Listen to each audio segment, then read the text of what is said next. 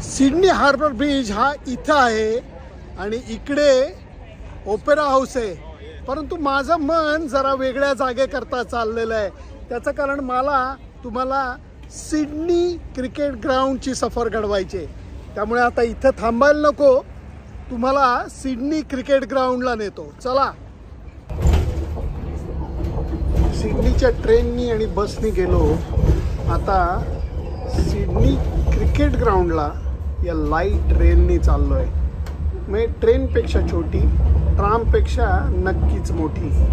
ही line नवीन चालू झाली आहे। गेल्या वेळेला जेव्हा मी आलेलो होतो तेव्हा ही लाईन चालू नव्हती, काम चालू होतं, खणाखणी झालेली होती। आता मात्र सगळं रेडी आहे, त्यामुळे आता मी सिडनी क्रिकेट ग्राउंडला तुम्हाला नेतोय।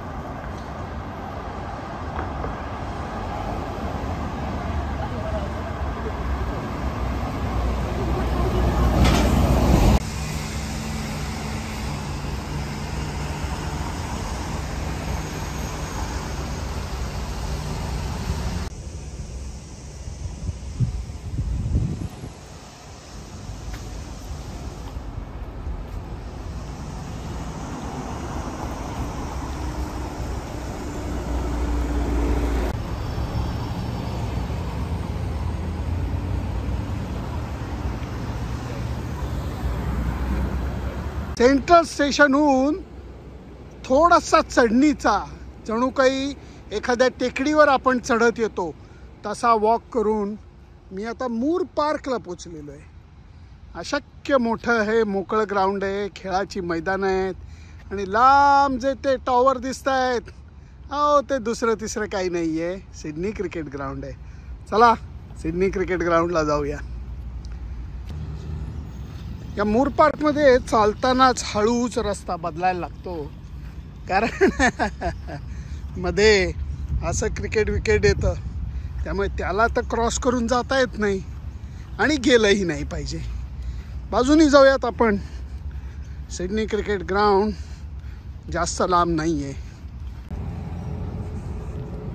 शेजारी फुटीचं म्हणजे ऑस्ट्रेलियन फुटबॉलचं स्टेडियम आहे आणि पलीकडे ते ग्रीन रूफ दिसतंय ना, ते सिडनी क्रिकेट ग्राउंड आहे।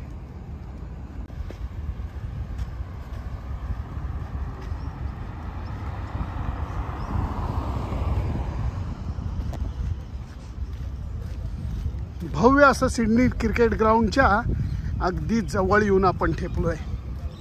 थोडासा हलकेच पाऊस पडतोय।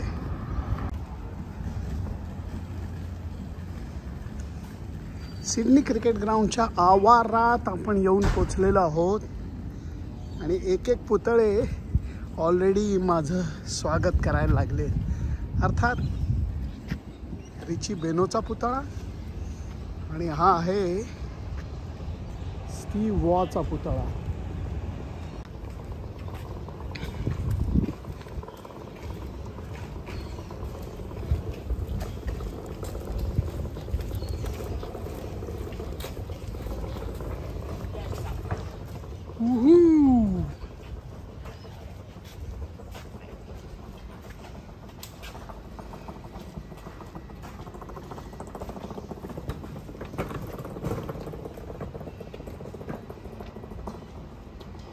Sydney cricket ground. नॉर्मली जो हा एंट्री एक्झिट आहे हा ऑस्ट्रेलियन टीमचा असतो। कदाचित यावेळेला पाकिस्तानचे खेळाडू या ड्रेसिंग रूममध्ये इथनं जातील। पलीकडच्या बाजूला भारतीय खेळाडूंचा एंट्रन्स आहे, तो सुद्धा आपण एक चक्कर मारून बघूया। हा भारतीय खेळाडूंचा एंट्रन्स आहे आणि इकडनं भारतीय खेळाडू ह्या ड्रेसिंग रूममध्ये जातात। ऑस्ट्रेलियातल्या प्रत्येक ग्राउंडचं एक काही ना काहीतरी वैशिष्ट्य आहे। या ग्राउंडचं एक वेगळं वैशिष्ट्य आहे जे शूट करायला तुमच्यासाठी या ओल्या जागेतनं सुद्धा पाऊस पडत असताना मी जातोय, कारण परत शूटिंगची परवानगी कधी मिळेल मला नक्की माहीत नाही आहे. परंतु इथं आल्यानंतर मी जरा ओरडायला लागतो का ते तुम्हाला लवकरच कळेल. Good on ya man, go for it, smack it in his face, come on, go for a hard hit man, come on. तुम्ही म्हणत असाल सुनंदन लेले अचानक ओरडायला का लागला. ते ओरडणं माझ्यासाठी नाही आहे, एका वेगळ्या माणसाला मानवंदना देण्यासाठी आहे. काय आहे लगेच तुम्हाला दाखवतो.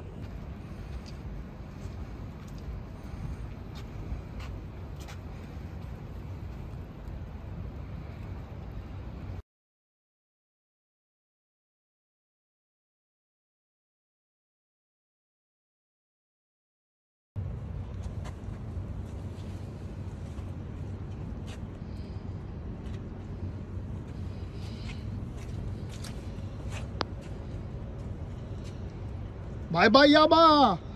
See you on 27th and also during the semi-finals. See you again, mate.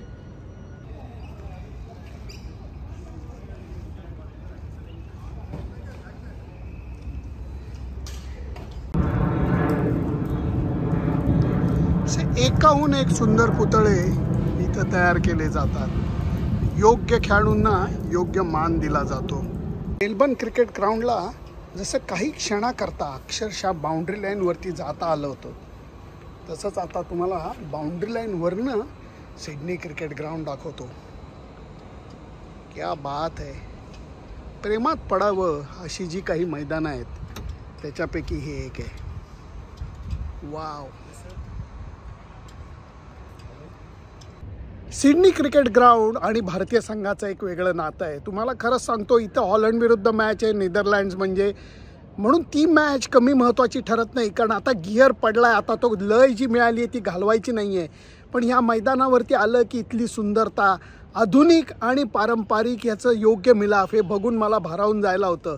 Sachin तेंडुलकरला retire होऊन 10 वर्ष होत आली, पण तरी तो म्हणतो सिडनी क्रिकेट ग्राउंडचं पॅव्हलियन मला अजूनही आठवतं. तिथली ड्रेसिंग रूम माझ्यासाठी खास आहे. हा नजारा जो तुमच्यापर्यंत दाखवण्याचा मला आनंद आहे तो खूप मोठा आहे, कारण इथे जुन्या आणि नव्याचा सुंदर संगम साधलेला आहे. सुनंदन लेले, ABP माझा, सिडनी क्रिकेट ग्राउंड.